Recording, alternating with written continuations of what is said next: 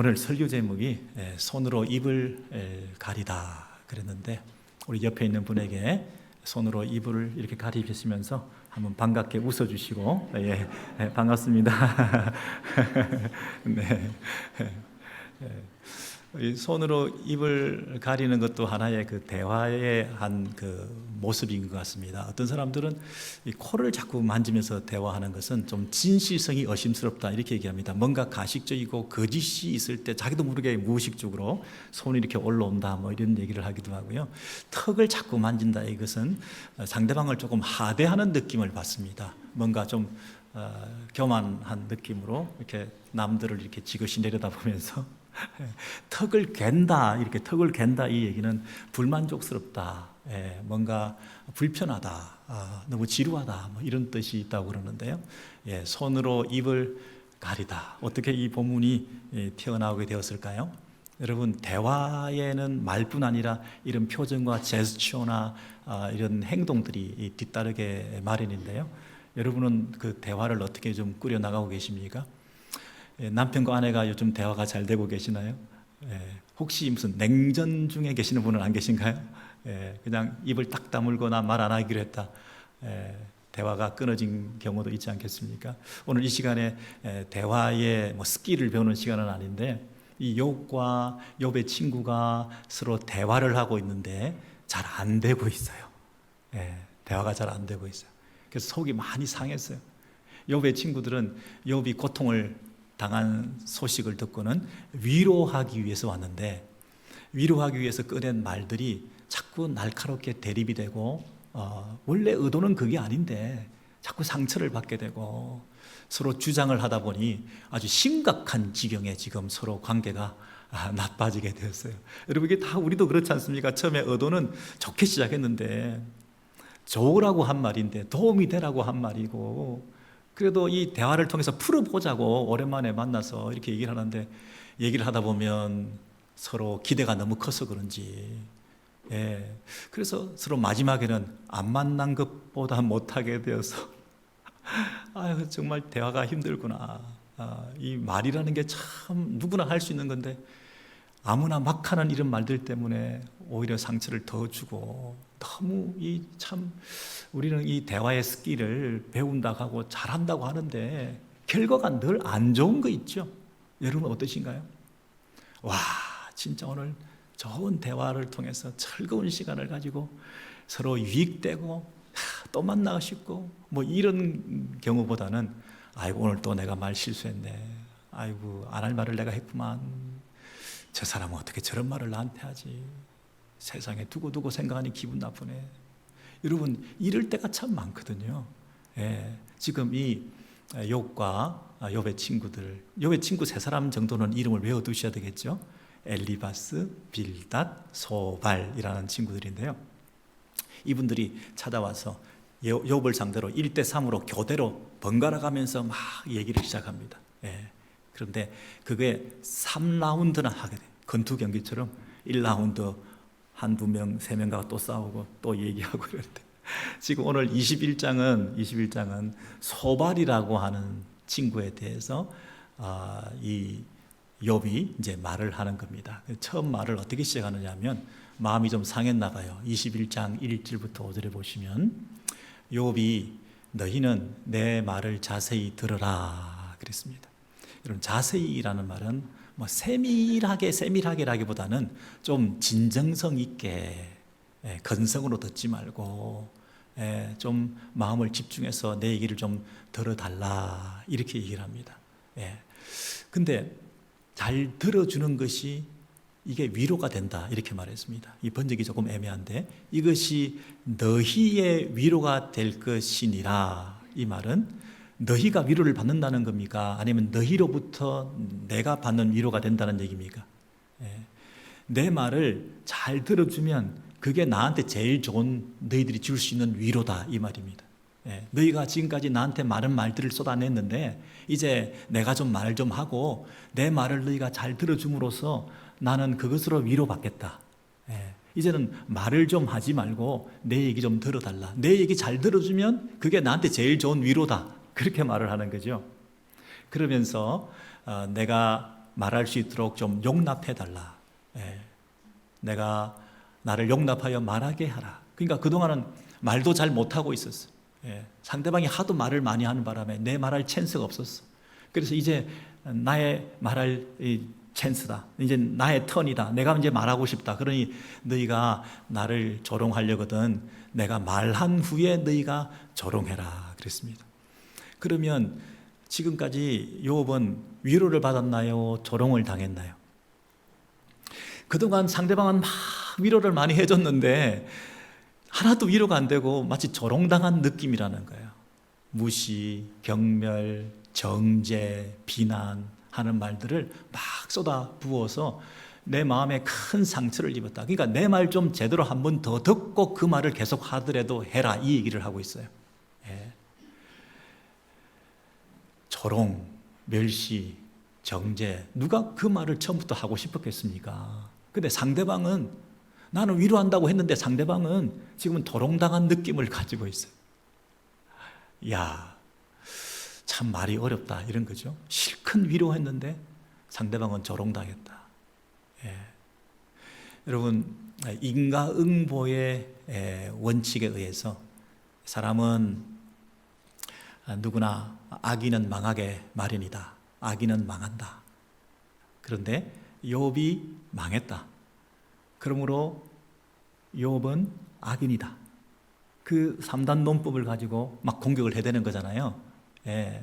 욥이 지금 망했어요. 그러니까 욥은 악인이죠. 왜냐하면 악인은 망하게 마련이니까. 그래서 욥이 지금 망한 것을 보면 욥이 죄를 지어서 너 잘못 때문에 이렇게 되었으니 욥 네가 해야 될 일은 지금이라도 빨리 회개하고 빨리 하나님 앞에 엎드려서 새로 출발해라. 그렇게 되면 시작은 좀 미약하지만 앞으로 다시 회복되면 창대케 될 수도 있으니까 그렇게 한번 해보는 게 어떻겠냐라고 위로를 막 했는데 욥의 입장에서는 나 그만큼 그렇게 과격한 그런 이 재앙을 받을 만큼 내가 그런 어떤 큰 죄를 지은 적이 없는데 자꾸 회개를 하라고 하니 내가 무슨 큰 잘못을 저질렀다고 이런 이 위로의 말이 자기에게는 오히려 상처가 되었다, 이렇게 말을 하는 거죠. 그러면서 마지막으로 이렇게 얘기합니다. 너희가 나를 보면 놀라리라. 손으로 입을 가리리라. 이렇게 얘기합니다. 영어 표현을 보시면 이게 명령형입니다. 날 봐. 날 좀 봐줘. 그리고 너희들이 아마 놀랄걸. 그렇게 되면 너희들은 자기도 모르게 입으로 손을 가리게 될 거야. 할 말을 잃을 거야. 손으로 입을 가린다는 얘기는 너무 놀라서 말문을 잃게 되는, 예. 그런 어떤 그 놀람 속에서 나를 바라보는 그 모습이 내가 진짜 원하는 거다, 이렇게 얘기합니다. 자, 다시요. 욥이 내 말 좀 들어봐 하면서 내 말을 들어보라고 하기 전에 너희가 나를 먼저 보라, 이렇게 얘기합니다. 여러분, 너희가 나를 먼저 보라, 이 얘기는 나를 향하여 몸을 돌려서 나를 제대로 집중해서 좀 봐달라, 이 얘기거든요. 예. 날 좀 보라, 이 얘기는 존재론적으로 나한테 좀 찾아와 달라는 것입니다. 지금까지는 욥이 고통을 당한다 하는 얘기를 듣고 와서 일반론적으로 흔히 고통당한 사람은 죄를 지었기 때문이기 때문에 이제부터라도 회개하면 된다라고 하는 그 일반론을 가지고 그 욥에게 신학적 프레임을 뒤집어 씌워서 너는 이제 회개하면 다시 회복될 수 있다, 이렇게 근성으로 얘기를 했는데 욥은 나에게 집중해서 나에게 특별한 케이스가 될 수가 있으니 나를 향해서 몸을 돌려서 나를 진짜 한번 들여다보면 내가 당한 이 고통이 얼마나 큰 고통을 당했는지를 네가 허리 굽혀서 공감해주고 나를 위해서 좀 더 관심을 집중해주며 내게 일어난 이 놀라운 일들에 대한 이유를 함께 고민해 가면서 하나님 앞에 이것을 질문해가는 출발이 나에게서부터 시작해서 이 문제를 하나님께로 가지고 가야 되는데 얘네들은 하나님이라고 하는 그 프레임을 가지고 하나님은 악인을 심판하실 수밖에 없어. 욥은 심판을 받았어. 욥은 악인이야. 욥은 그러므로 회개해야 돼. 그 신학적 프레임을 그 틀을 고스란히 가지고 와서 그냥 덮어 씌워 놨으니 욥의 이 무죄성과 고난이라고 하는 이 사실이 동시에 생긴 이 자기의 이 아픔과 절규에 대해서, 이 항변에 대해서, 이 억울함에 대해서, 이 특수한 케이스에 대해서 나를 좀 관심을 가져두고 나를 좀 먼저 봐달라. 나를 보는 것부터 시작해서 대화가 이루어져야 되는데 나를 보지도 않고 그냥 나에게 일반적인 얘기를 가지고 얘기를 해대니 이 비통한 마음, 이 나의 특별한 이 심정을 나를 알아주는 사람은 없어서 이게 더 고통스럽다. 너희들이 나를 위로하러 왔다면 나에게 먼저 집중해서 내 현재의 모습을 잘 제대로 진단해서 거기서부터 처방을 내려야 되는데 그냥 일반적인 그 병명을 듣고는 나한테 일반적인 처방을 해대니 이게 얼마나 고통스러운 줄 아냐. 그 얘기를 하는 거잖아요. 여러분 병원에 가면 요즘 의사 선생님들이 이제 질문을 많이 하죠. 어디가 아프십니까? 뭐 어디가 아픕니다. 그러면 이분들이 요즘은 다 이 컴퓨터에 자료를 입력해야 되기 때문에 그래서 그 데이터를 다 쌓아둬야 다음 치료하는 데 도움이 되잖아요. 그러니까 병력이라는 게 중요하니까 이분들이 이제 질문하고 머리 숙여서 막 이렇게 쳐넣습니다. 정보를 쳐넣고 어디가 아픕니까? 어디가 아픕니까? 뭐 잠을 잘못 주시고 소화가 잘 안 된다. 이렇게 쳐넣으면 이 환자를 보기보다는 컴퓨터를 더 많이 보고 계시는 그런 느낌이 가끔 있어요. 그래서 나를 좀 봐달라. 여러분 이런 얘기도 있죠. 여러분 노룩악수 이런 거 있죠. 그 말이 뭐 영어가 되는 말인지 모르겠는데 노룩 보지도 않고 악수만 하는 거예요. 악수. 여러분 이게 얼마나 비애를 느끼게 하는지 몰라요. 욥이 지금 그 느낌을 가지는 것 같아요. 나를 좀 봐달라. 대화하기 전에 말을 쏟아놓기 전에 나에게 조언해주고 충고해주기 전에 내 현재 실상을 제대로 좀 파악해서 내가 현재 당하에 있는 이 문제에 대해서 너무 놀랄 거다. 그리고 정말 말문이 막혀서 손으로 입을 가리고 내가 할 말을 잃었다. 어떻게 이런 일이 있을 수 있냐. 욥이 그냥 죄를 지어서 벌을 받은 줄 알았더니 세상에 아무리 죄를 지어도 그렇지 이런 벌을 받게 해주시냐. 너무 심하다. 이거는 과하다. 이거는. 그리고 내가 알기로는 욥이 이 정도 벌을 받을 만큼 그렇게 큰 죄를 지은 적은 없는 것으로 알고 있는데 그런 면에서 이건 뭔가 특별한 케이스구나 라고 생각을 해주며 좀 욥의 입장에서 이 문제를 풀어갈 생각을 하지 않고 왜 일반론을 가지고 덮어 씌워서 그 신학적 프레임을 가지고 나를 정죄하냐 하는 그런 안타까운 마음을 가지고 지금 얘기를 끄집어내고 있는 거거든요. 욥의 마음을 여러분 좀 아시겠습니까? 그래서 우리가 대화가 잘 안 될 때는 바로 이 부분을 좀 살펴보시면 좋겠습니다. 뭐 아프다, 병들다, 아이들이 문제를 일으킨다, 뭐 여러 가지 관계 어려움이 있다, 뭐 이런 얘기들을 배우자들이 한다고 한다면, 아닌 자녀들이 한다고 한다면, 우리 흔히 이제 아빠들이나 부모들은 일반론을 가지고 정답을 얘기해 버리잖아요, 그죠? 얼마나 마음이 아프겠습니까? 누가 그걸 모르냐고요? 정답을 모르냐고요? 근데 look at me, 나를 좀 봐줘. 현재 내게 닥쳐있는 이 나의 이 깊은 고뇌와 실상과 내 내면의 상태와 내가 겉으로는 이렇게 말을 하고 있지만 사실은 속으로 내가 하고 싶은 얘기를 좀 느껴주기를 원하는데 그게 공감하는 게 없는 거예요. 그러니까 욥이 답답해서 먼저 자기 말을 쏟아내놓기 전에 먼저 네가 잘 들어주기만 해도 내가 위로가 되겠다. 그렇게 말하는 거예요. 그리고 서로 말하기 전에 나를 좀 먼저 봐달라. 이렇게 얘기를 하면서 대화를 시작하면서 첫 마디가 이제 뭐냐면 21장 7절입니다. 21장 7절은 21장 전체 그 긴 구절의 헤드라인입니다. 이 타이틀을 딱 이제 붙여놨는데 우리 7절을 같이 읽겠습니다. 시작. 어찌하여 악인이 생존하고 장수하며 세력이 강하냐? 세 가지 질문입니다. 첫째 질문은 악인이라면 살아남지 말아야죠. 멸망해야죠. 근데 still 악인도 생존해 있어. 살아 있어. 근데 살아만 있는 게 아니라 생존만 하고 있는 게 아니라 오래 살아. 오래 살아. 여러분 악인은 제 수명을 다하지 못하고 죽어야 되잖아요. 근데 자기 수명을 다 채우고도 오래오래 살아요. 예. 그런데 그냥 길게 시간적으로 오래오래만 살면 그나마 괜찮을 텐데 오래오래 살 뿐만 아니라 강성해요. 세력이 강하게 돼요. 이 세 가지 질문. 이게 도대체 이 악인에게 이런 일이 있을 수 있나요? 대부분 악인은 죽든지 아니면 살아도 요절하든지 길게 살아도 그냥 근근히 살든지 이래야 되는데 오래 살고 장수하고 그리고 떵떵거리면서 살고 이게 악인이라는 말이죠. 왜 이런 질문을 욥이 소발이라고 하는 친구한테 하게 됐는지 이게 2라운드 제일 끝부분인데요.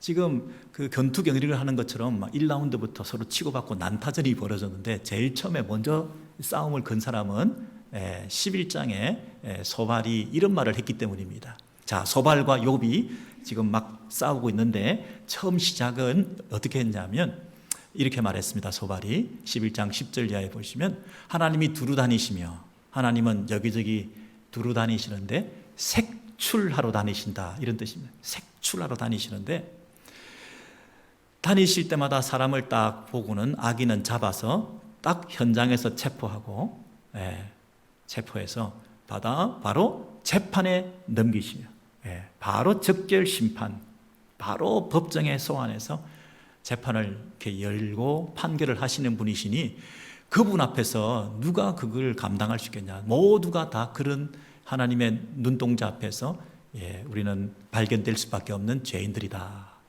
하나님이 마치 안 보시는 것 같아도 허망한 사람을 아시나니 악한 일은 상관하지 않으시는 듯하나 그분은 어떻게 해요? 다 보시느니라 그랬습니다. 하나님 다 보신다. 그래서 하나님 한 사람도 예외 없이 다 보신다.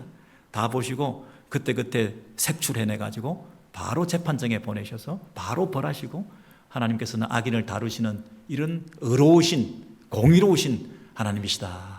이렇게 욥에게 말을 했습니다. 그 말은 뭐냐면 욥이 지금 이런 재앙을 당한 것은 하나님이 다 보고 계셨기 때문에 너희들을 향한 벌을 내리신 거야. 이렇게 탁 쏘아준 거예요. 그랬더니 욥이 마음이 얼마나 아팠겠습니까? 위로한답시고 온 사람이 다 하나님이 보고 계시다가 너 잘못하는 거 죄 지은 걸 보고 너를 다 처리하시고 재산도 날리고 자녀도 날리고 너 건강도 이렇게 나쁘게 하고 이렇게 된 게 다 너한테 원인이 제공된 거 아니냐, 너 때문 아니냐 이렇게 딱 얘기를 하니까 그 프레임으로 딱 뒤집어 쓰고 나니까 이건 꼼짝없이 당할 수밖에 생겼잖아요. 악인은 멸망당한다. 근데 욥이 지금 멸망당한 것처럼 돼 있으니 나는 악인이다. 근데 이것은 하나님이 하신 일이다. 하나님이 공의로우신 분이다. 하나님이 하신 일에 대해서 시비를 걸지 마라. 이렇게 얘기를 하니까 이 더 씌워진 프레임을 욥이 깨기 위해서는 어떻게 공격을 해야 될까요? 그때 하나님이 그때 찾아내가지고 악인은 심판한다고 그랬는데 욥이 볼 때는 그때 찾아내서 심판하지 않는 경우도 있더라. 악인이 바로바로 벌받지 않는 경우도 있더라. 그 얘기를 해주면 그 프레임 깨기가 성공할 거 아니겠습니까? 그래서 12장에서 욥이 이렇게 맞받아쳐서 이렇게 얘기합니다. 욥이 너희가 죽으면 지혜도 죽겠구나. 니들만 옳냐? 너만 지혜를 가졌냐? 나도 너희만 못하지 아니하니 라고 서로 대립하면서 그 정도 일을 누가 못 울겠냐. 하나님이 어려우시다는 거, 악에 대해서 심판하신다는 거 다 안다. 그런데 내가 볼 때 강도도 악한 짓을 하는 강도도 그 집안이 형통한 거 내가 봤다. 하나님을 진노하게 하는 자도 평안한 거 봤다. 하나님의 진노가 쏟아 부어져도 마땅한 저 악한 사람도 평안하게 잘 사는 거 봤다. 하나님이 그의 손에 후히 주심이니라. 이렇게 얘기를 했다는 것입니다. 하나님 바로바로 심판한다. 두루두루 찾아다니면서 색출한다. 네가 지금 거기에 당한 거야. 죄 때문에 내가 벌 받은 거야. 이렇게 얘기를 하니까 아니다. 악인도 형통한 거 봤다. 강도도 뭐 집안이 편안하더라. 이 얘기를 욥이 한 거죠. 자, 이게 1라운드입니다. 근데 이제 2라운드로 넘어가면 20장으로 이제 넘어가는데 그 2라운드에서 소발이 딱 기다리고 있다가 이제 뭐라고 욥에게 공격을 해야 될까요? 악인이 형통하다고 네가 얘기를 했는데 설사 그런 일이 있다 하더라도 잠깐 그런 거다. 악인도 잠시 형통한 거지 결국에는 망한다.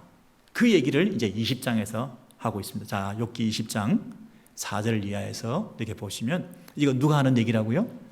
소발이 하는 얘기입니다. 네가 알지 못하느냐?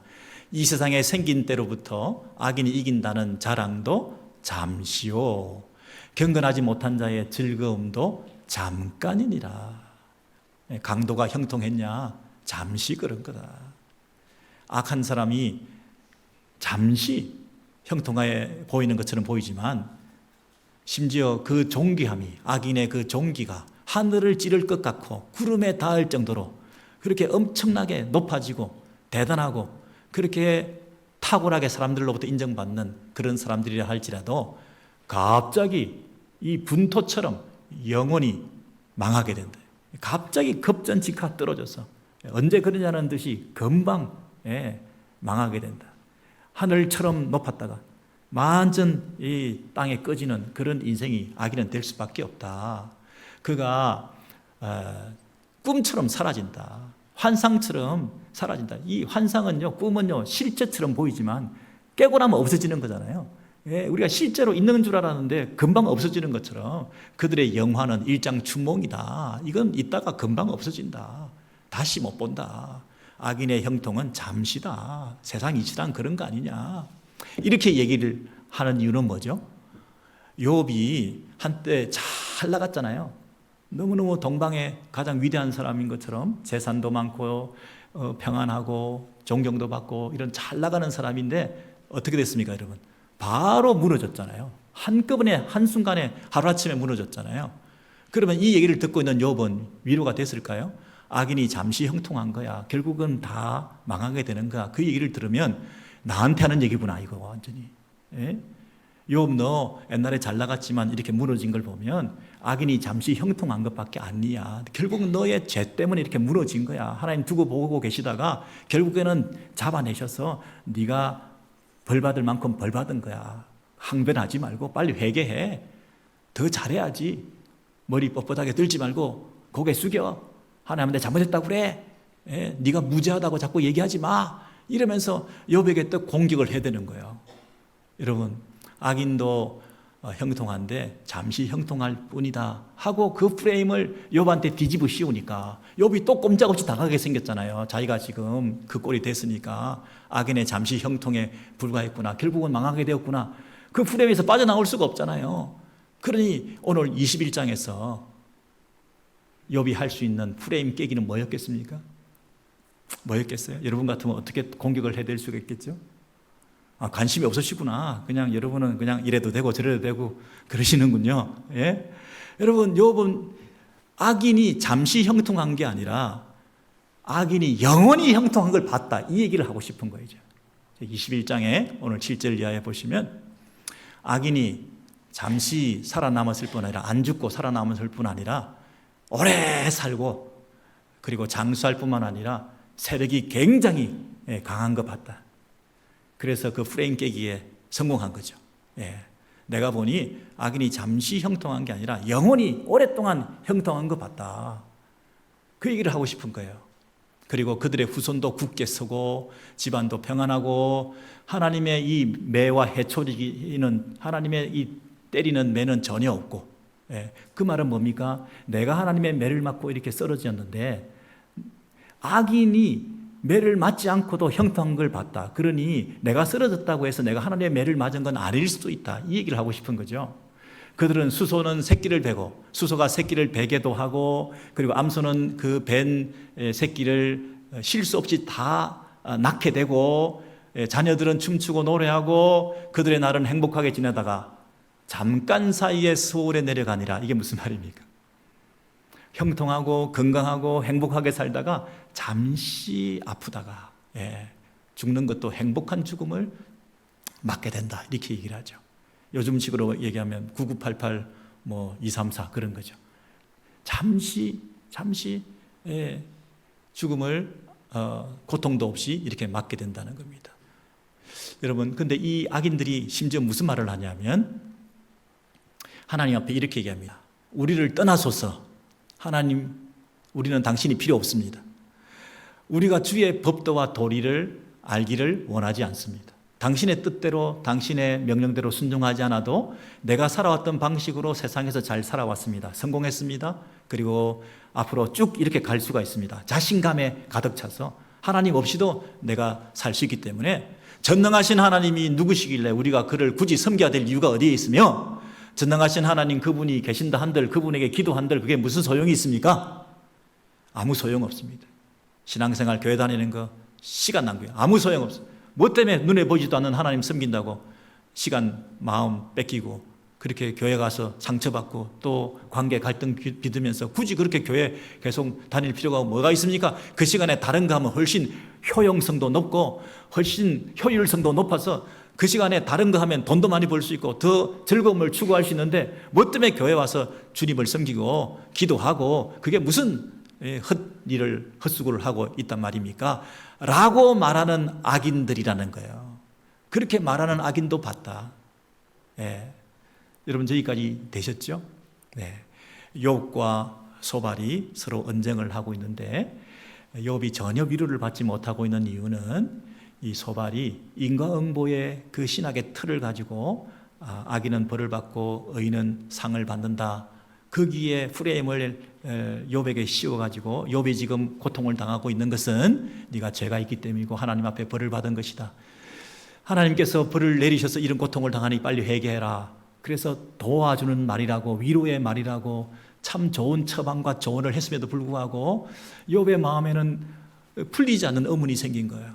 왜 내가 이런 억울한 일을, 무죄한 고통을, 크게 잘못한 일도 아닌데 이런 과한 이런 재앙을 내가 받아야 되는 데 대해서 의문을 가지고 날 좀 제대로 봐달라.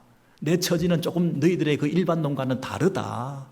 특수한 케이스도 있을 수 있지 않냐 라고 얘기하면서 이렇게 악인이 바로 벌받고 바로바로 죽지 않고 오래오래 사는 것도 이렇게 봤으니 이 어떤 그 일반적인 프레임을 가지고 난 덮으씌우지 말고 나에게 관심과 집중을 좀 해달라, 이 얘기를 하는 거잖아요. 여러분 우리가 이 서로 주고받는 이 얘기를 보면서 뭘 느끼시는가요? 우리가 겉으로 나타난 현상과 그들이 겪고 있는 현재 환경적, 상황적인 걸 보면서 그의 영적인 상태까지 함부로 추론하고 함부로 그 판단을 해서는 안 되겠구나 하는 생각을 하죠.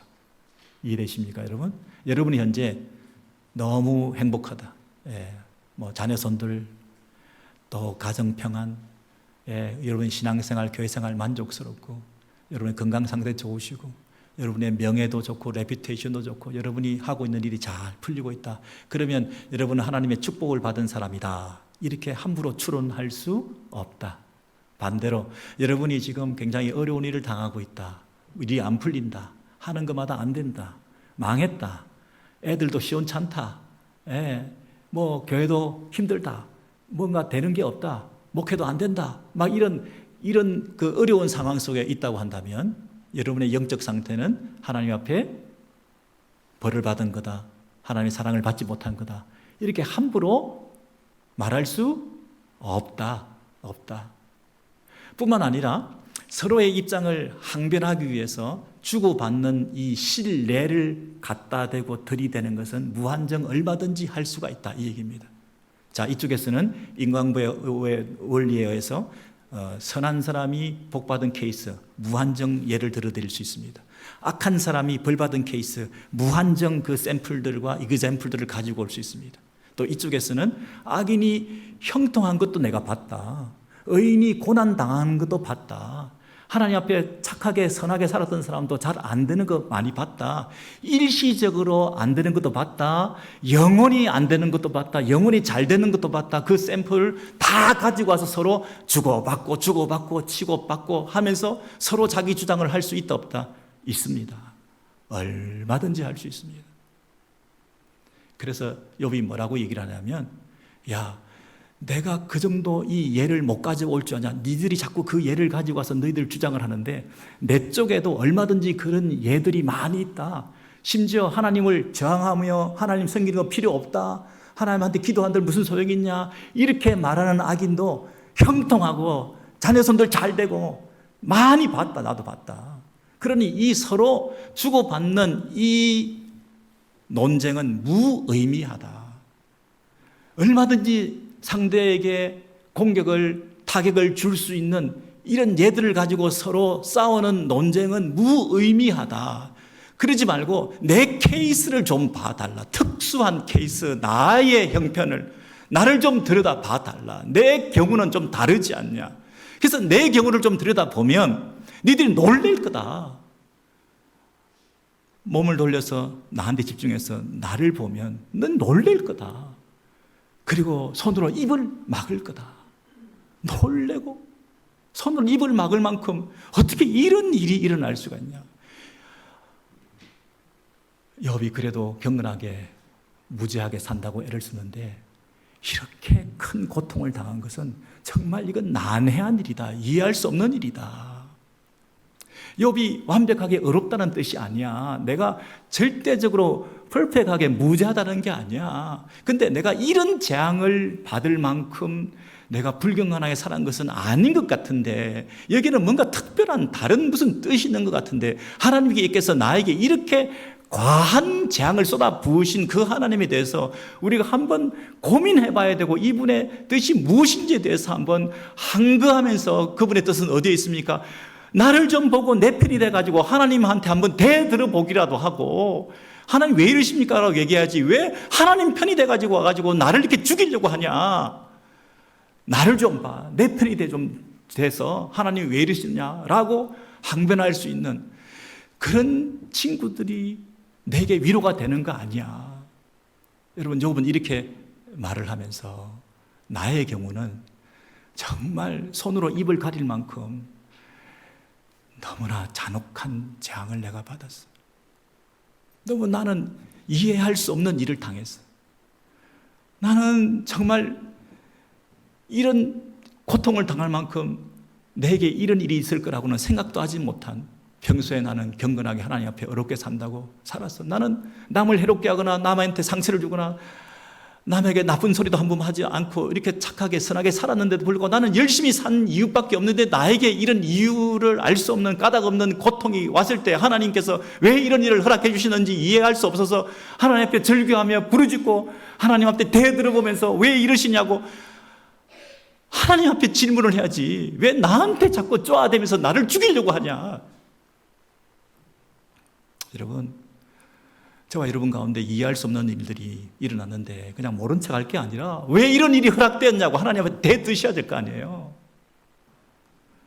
사람들이 나를 찾아와서 그럴 분이 아닌데 그럴 사람이 아닌데 너무 심하다 이거는 하나님이 왜 이유도 없이 이런 일을 하루아침에 우리 집에 우리 가정에 나에게 허락하셔서 이런 일을 당하게 했는지 소스라치게 놀라고 이건 말도 안 돼. 이건 하나님 살아계신다 하더라도 이건 하나님 어렵지 못한 거야. 이거는 하나님 왜 이렇게 하셨어요 진짜 라고 우리가 그 비통함을 가지고 함께 손을 입에 대면서 깜짝 놀랐어.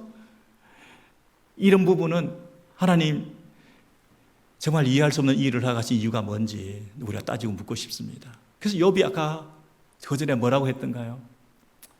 하나님 앞에 따지고 싶은데 이게 말이 통해야 말이죠. 그래서 하나님이 사람이시면 좋겠다. 내 말 좀 통하게. 의사소통, 커뮤니케이션 안 되는 게 제일 큰 고민이다. 내가 따져 보고 싶어도 말이 안 통하니 이거 참 미칠 지경이구나. 하나님이 사람이시면 얼마나 좋을까. 이 고민. 그리고 이분은 너무 멀리 계셔. 너무 절대자셔. 너무 초월자셔. 너무 어려우셔. 나하고는 잽이 안 돼. 그러니 그 거리가 너무 크게 느껴지니까 중재자가 좀 있으면 좋겠다.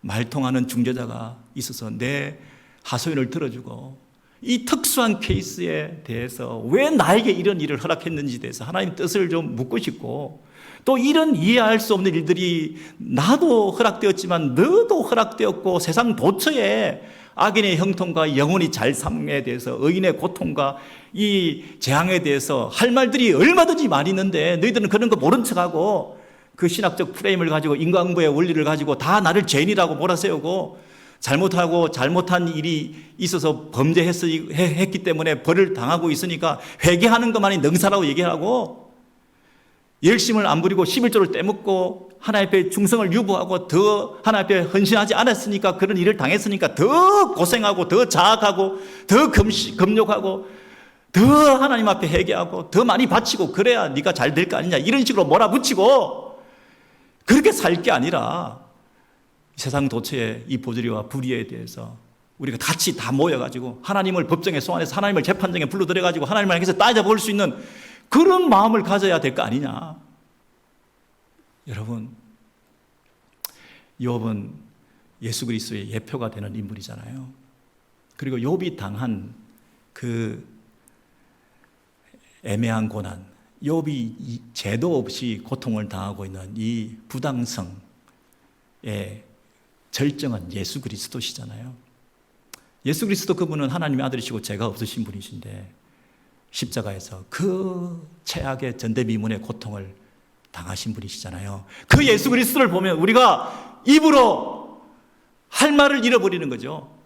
손으로 입을 가리고 어떻게 저런 일이 하나님의 아들에게 일어날 수 있는지에 대해서 있을 수 없는 일이 일어났잖아요. 그 부당성에 대해서 항거하셔야죠.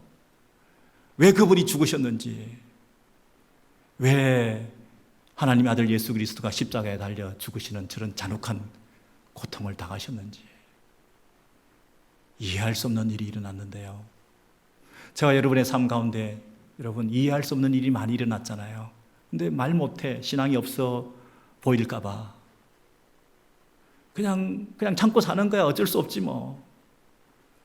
여러분 따지셔야죠. 하나님 이럴 수 없죠. 왜 나한테 이유도 없이 이런 고통을 주셨습니까? 말도 안 돼. 내가 뭐 잘못한 게 있어서 고통을 당하고 벌을 받았다고 그러면 할 말이 없지만 그것도 아니잖아요.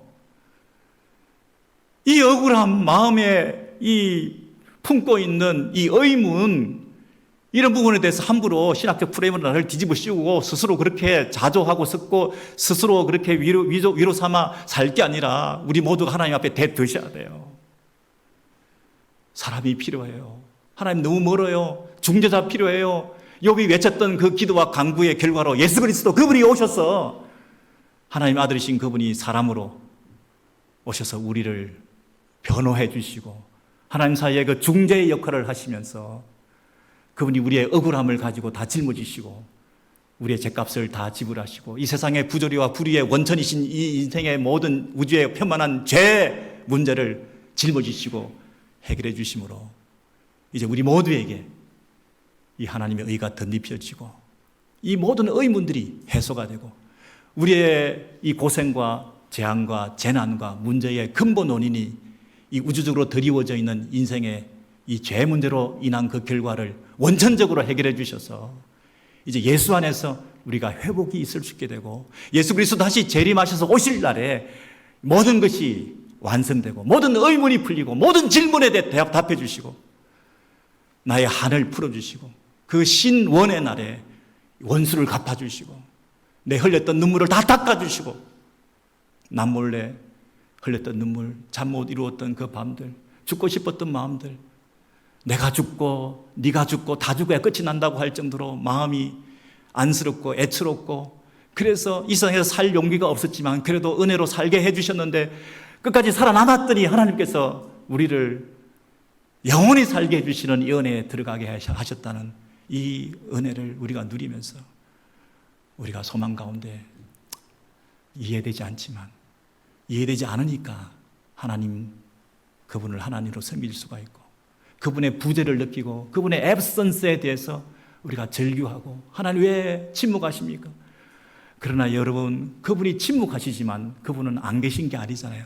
침묵하시는 분으로 프레젠스 하시잖아요. His presence in His silence. 침묵하시는 그분이 안 계신 게 아니잖아요. 침묵하시는 하나님으로 임재하시잖아요. 그분의 살아계심을 믿고 소망 가운데 우리가 살아가는 거죠. 이게 신앙 아닙니까? 참된 위로자가 되기 위해서 오직 예수 그리스도 그분만을 섬기고 그분만을 내세우고 그분만을 신앙하면서 그분 안에서 모든 해결이 될 수밖에 없다는 이 소망의 메시지로 다시 한번 일어나시는 저와 여러분 되시기를 바랍니다.